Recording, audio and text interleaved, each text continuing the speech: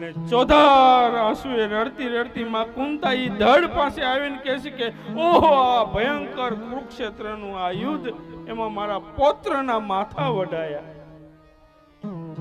તમે વિચાર કરો, જ્યારે પોતાની માએ આ દ્રશ્ય જોયું હશે, માં દ્રૌપદીએ જોયું કે ઓહો, મારા પાંચેય પુત્રના માથા વઢાણા, આ યુદ્ધનું પરિણામ તો જો. હે હરી,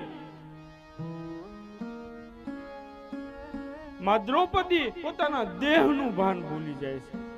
શું બોલવું, શું કરવું એને કઈ સૂચતું નથી. બસ એકી ટચે ધડને જોવે છે ને આંખમાંથી આંસુ વહી રહ્યા છે.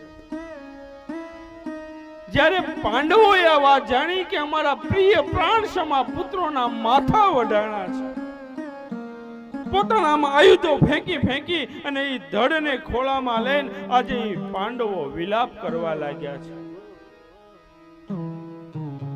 અને આ બધાની અંદર બધા રડી રહ્યા છે.